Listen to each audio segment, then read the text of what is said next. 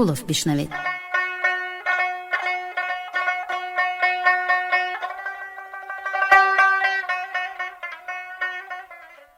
در سال تحصیلی 1895-96 ملا ابراهیم عاصیم درس‌های داملاهای کنجکیش را در نزد دیگر ملاها می‌خواند و تنها با عینی در درسخانگی شریک درس بود و همه دیگر درس‌هایش را هم با او تیار می‌کرد.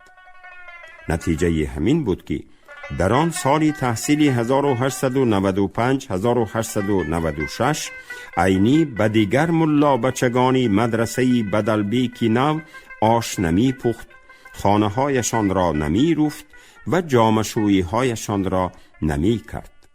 برعکس ملا ابراهیم عاصین به تأمین خوراک و طعام صدرالدین تماما متصدی گردید و برای زمستان گذرانیش پای افزال هم آماده ساخت.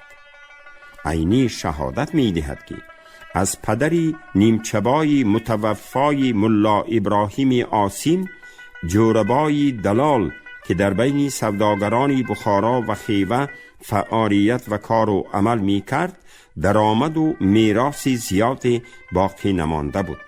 و همه اینها نگاه نکرده حولی جوربای دلال گرچندی مانندی حولی قاضی کلانزاده شریف جان مخدوم مرکزی ادبیاتچیان و علما و شعرا نبود، ولی حولیش از ادبا و هنرمندان، علما و شعرا و هوسکاران علم و ادب خالی هم نبود. صدرالدین عینی، کلیات جلدی 7 صحیفه 172، جلدی 1 صحیفه 42.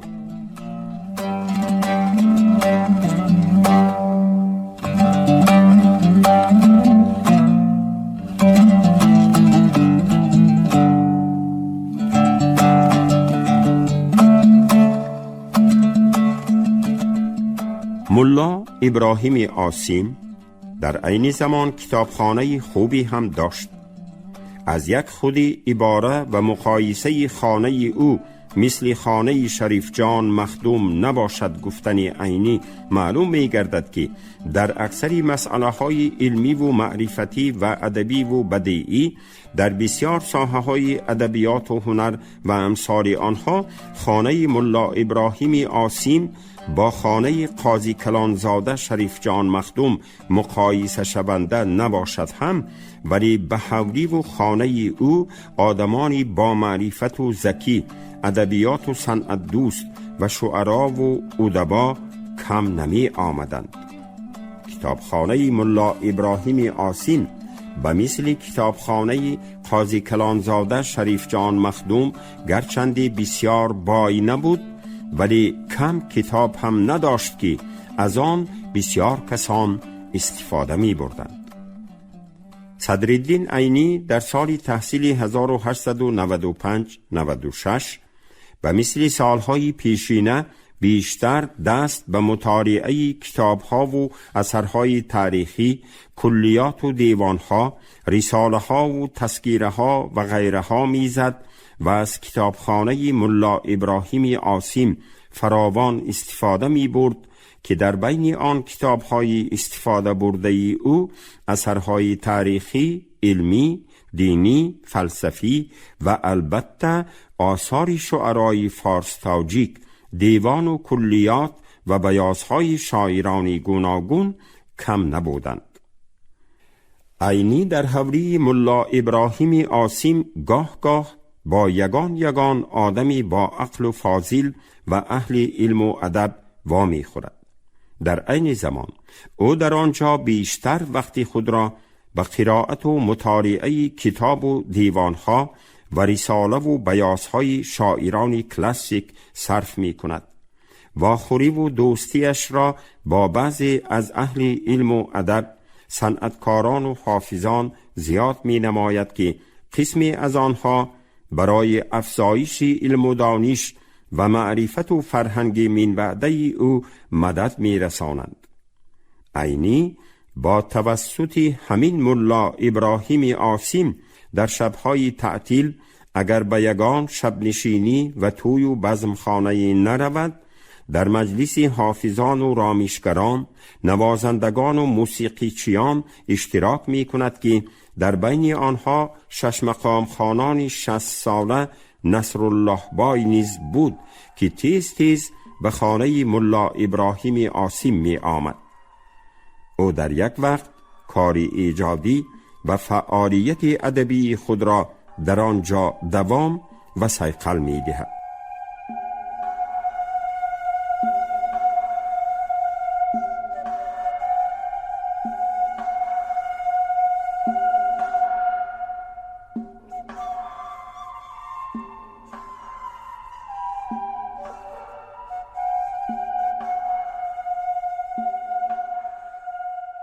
ملا ابراهیم عاصم در آخر ماه دکبر سال 1895 یا در آغاز ماه ینور 1896 میلادی، ماه رجب سال 1313 هجری، آخرین مبلغ خود را جمع کرده میل سفری حج و زیارت مکه می کند و راه عربستان سعودی را پیش می گیرد.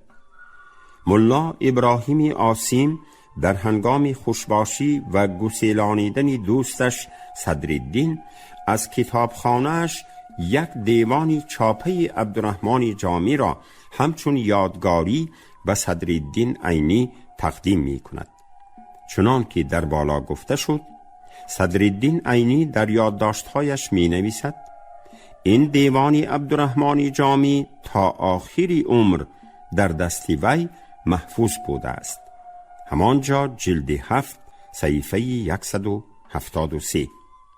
از این یگانه تقدیم ملا ابراهیم عاصم دیوان عبدالرحمن جامی را تخمین به وجود نآمده نمی تواند که عینی در همان سال تحصیل 1895-1896 در خانه ملا ابراهیم عاصم مطالعه و از برکردن آثار عبدالرحمن جامی را که او را تمام اهل ایجادش یکی از مفکورچیان و نمایندگان روحی و معنوی خود هم می حسابیدند، بیش از بیش زیاد می نماید.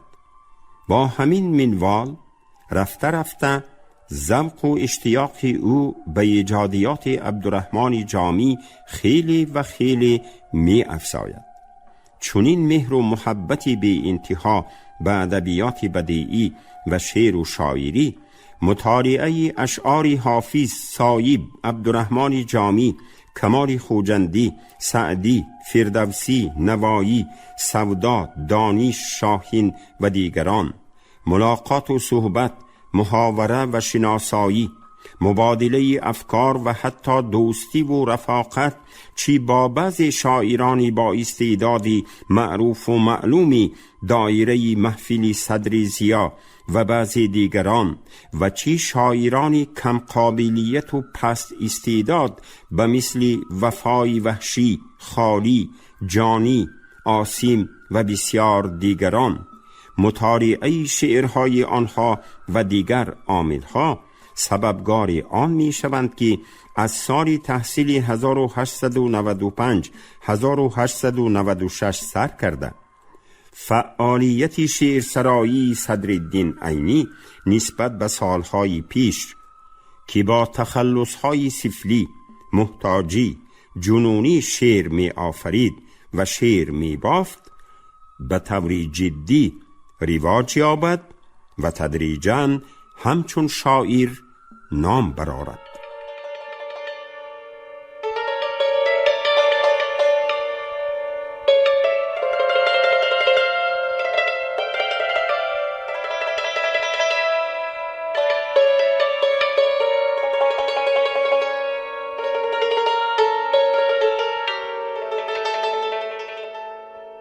عینی مخصوصاً در همین سال تحصیل در هنگام مکالمه درس تیار کنی از شرح ملا با ملا ابراهیم عاصم از چگونگی شعرهای سست مضمونی نو مشق کرده او آگاه می گردد.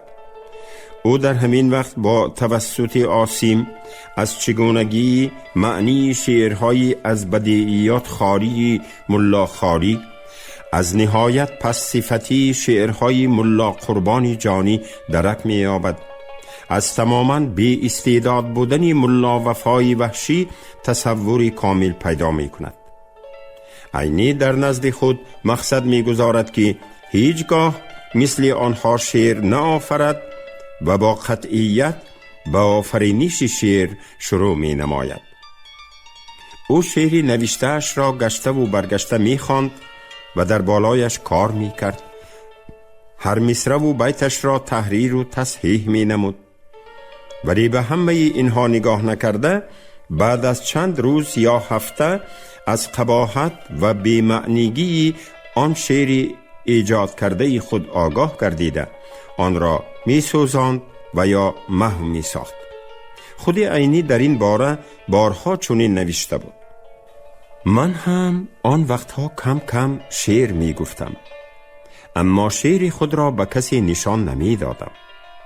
قباحت هر شعری که گفتم بعد از 15 روز یا 1 ماه به خودم معلوم می شد و در حال سوخته می پرتافتم. من بدیع شعر خود را از بدیع شعرهای خاری و جانی می فهمیدم.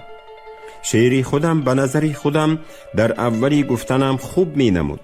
چون شعرهای آنها را می شنیدم که بد است، در دوباره خواندن آن بدیع ها را در شعر خودم هم می دیدم. عینی کلیات جلد 7 صحیفه 172.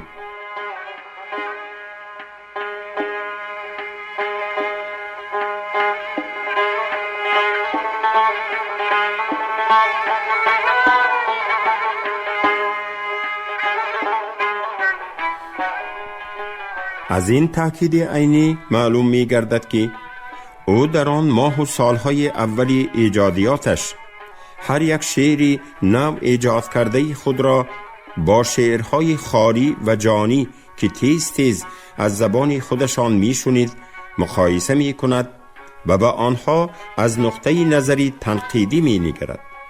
در این حالت او در نتیجه مقایسه در شکل و مضمون بدیع شعرهای آنها را حس می کرد و بعدتر آن کمبودی ها را در شعرهای خودش دریاب می نمود. از همین سبب هم عینی آن گونه شعرهای بدی خود را در حال می سوزاند و باز با آفرینش شعر نو آغاز می نمود و این روند بی ایست ادامه می یافت. از یک جانب عینی از قدمگذاری های نخستین خود به میدان ادبیات بصیر طلبی بی ایست مهنت کردن در بالای هر یک مصرع و بیت به پرمضمونی و صنعت شعر دقت جدی دادن را وظیفه 1 درجه ایجادیش حساب می کرد. از جانب دیگر دلیل های فوق از ترجمه حال عینی گواهی می دهند که از سالهای اولی ایجادیاتش خودی او منقد ایجادیات خودش بوده است. در نیمه دومی سال تحصیلی سال 1895-1896 پس از در آخر ماه دکبر سال 1885 یا آغاز ماه ینور سال 1896 به حج رفتن ملا ابراهیم عاصم به خارگی جماعه دامالله محمد اکرام حامد خواجه پسر میرزا عبدالواحد نام کاتب خوشنویس بخارایی که مهری تخلص داشت تعیین می گردد. پدر مهری میرزا عبدالواحد تمام عمرش را خرج کتابت و کاتبی قاضی های گوناگونی تومنهای بخارا گردانده بود. شریک درسانش حامد خواجه مهری را برای معامله و مناسبت رفتار و خلق و کرداری مهربانه و حلیمانش دوست می داشتند. بنابر همین هنگامی که او برخلاف پسران اکثر دیگر مخدومان، ملایان و بای بچگان جاه و منصب پرست اجرای وظیفه قارگی جماعهشان را به عهده نمی گیرد، شریک درسانش پیش از همه از وی ضیافت قاریانه و افتتاحانه طلب نمی کنند. بعد اول از او خواهش می نمایند و پس مجبورش می سازند که قاریگی جماعهشان را به عهده گیرد. شریک درسانش مخصوصاً عینی بر این ملا بچگان صحرایی در هر یک کار و عملش حامد خواجه مهری را دستگیری می کردند. عینی خصلت‌های نیکی این همسبق و شریک درس و دوستش را این طور به قلم داده بود. حامد خواجه در سال برابری من بوده.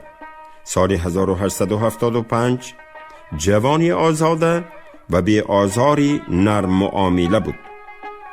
او در همه جا و همیشه تبسم کرده می ایستاد، به حدی که آثار تبسم در رخساره و چشمانش هویدا بود.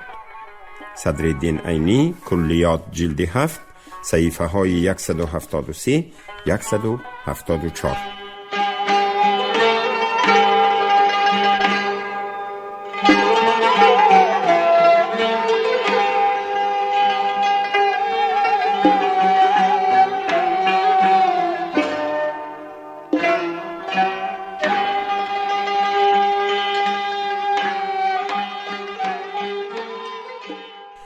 عینی از روزهای اولی شریک درسی با حامد خواجه مهری انس می گیرد. با او هم فکر و هم مسلک می گردد و دوستیشان تا نفس آخرین حیات مهری که بعدها قتل می گردد دوام می کند.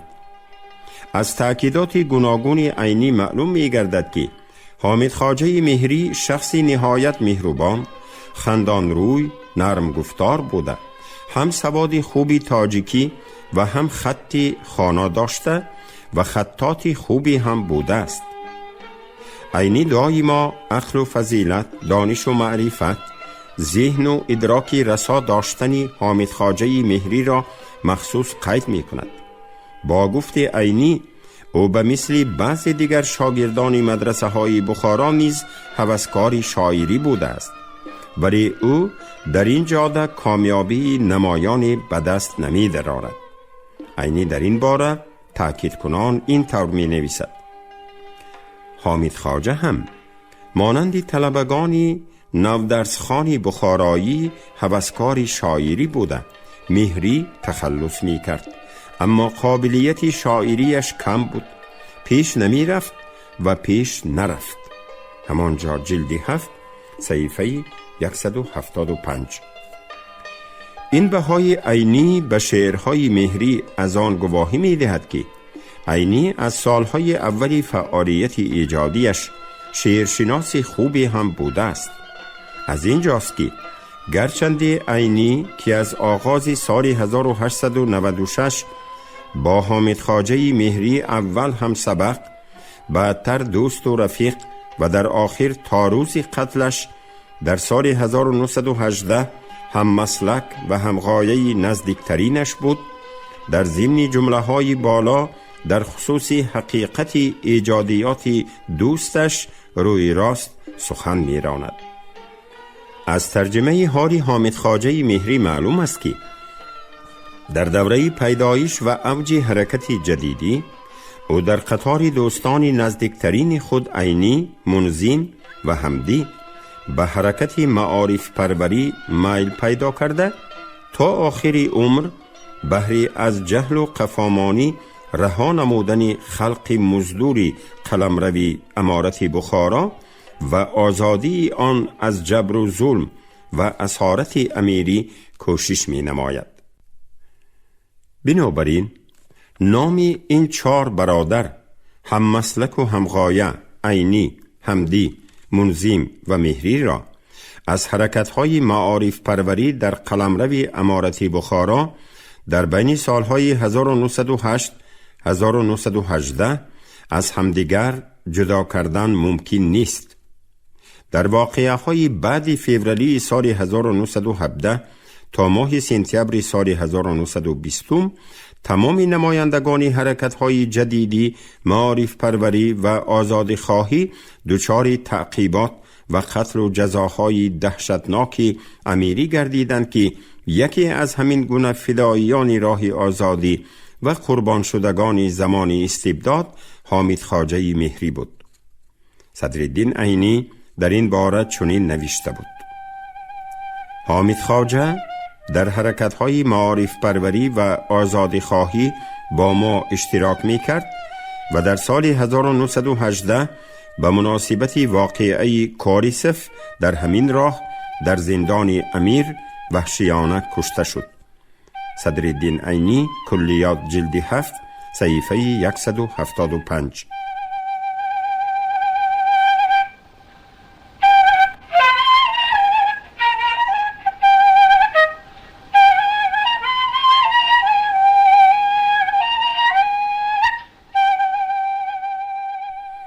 همین طور دوستی و برادری صدرالدین عینی با حامد خواجه مهری و مثل دیگر شریک درس و هم مسلک و هم مفکورش میرزا عبدالواحد منظم بی ایست و هیچگاه قطع نشده تا روزهای آخرین حیات مهری دوام نموده بود که صدرالدین عینی همین فکر را با جمله های ذیل خیلی واضح و روشن افاده و تصدیق کرده است.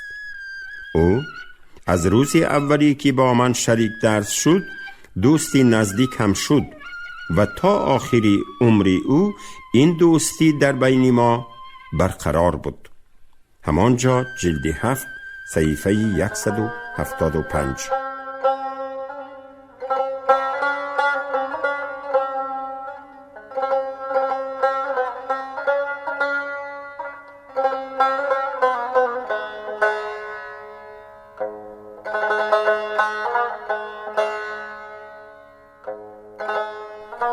تحصیل عینی در سالهای 1895 1896.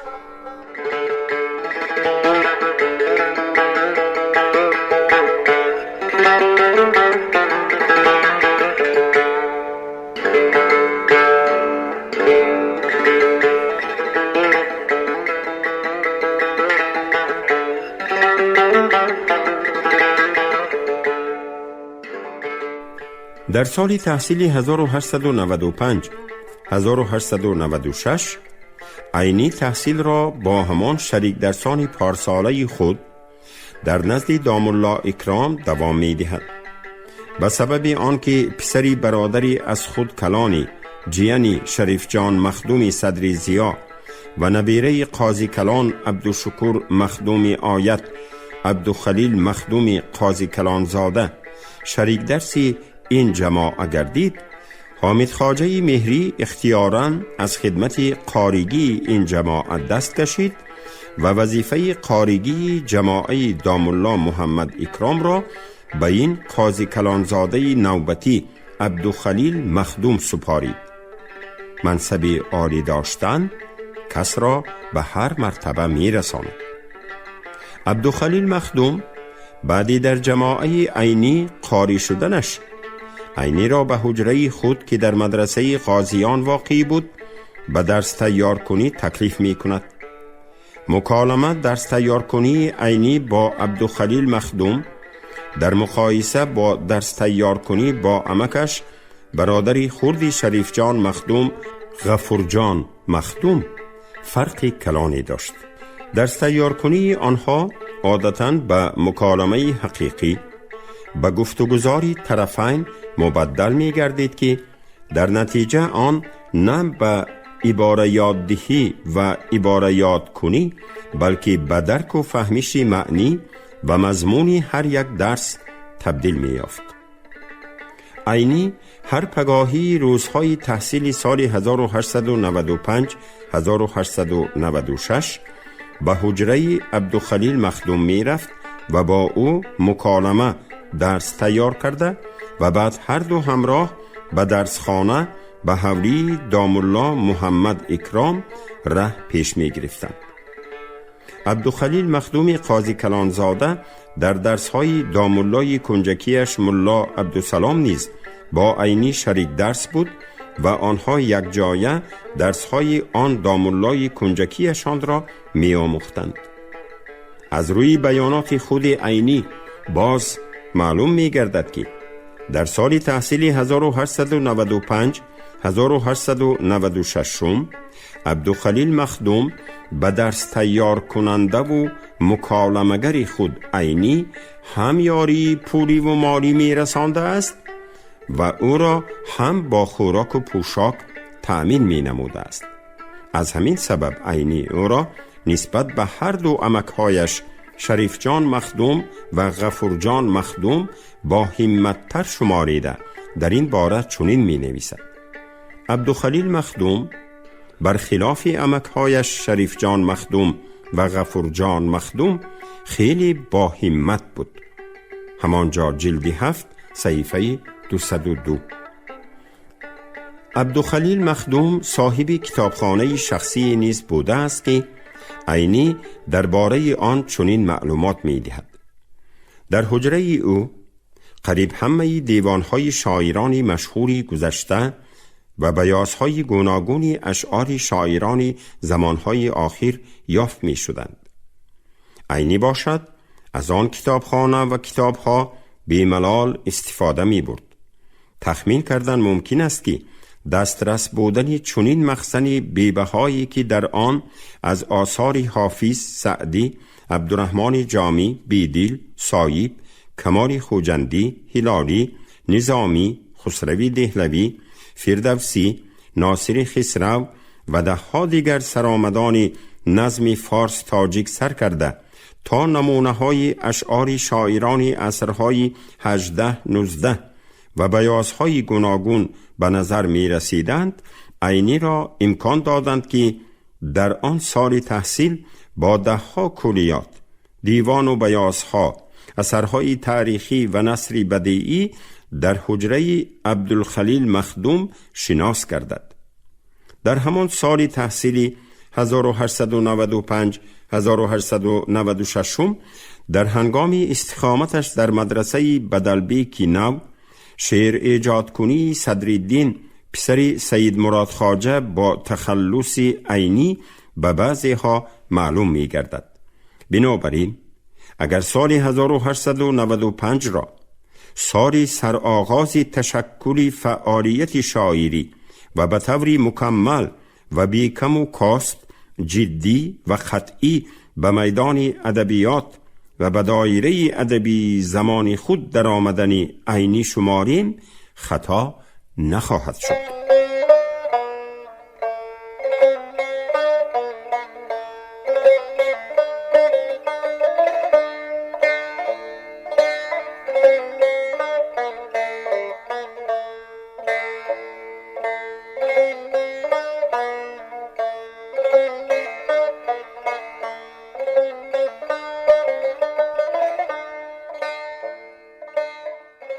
شما گفتار 37 را از روی کتاب ادبیات شناسی ورزیده و منقد برجسته تاجیک صاحب تبرف زندگی نامه صدرالدین عینی سالهای 1875 1899 در قرائت عبدالرشید خوجمقولov شنیدید. کارگردان شیرعلی نغزلی. پایان گفتار از سلسله خوانش ادبی.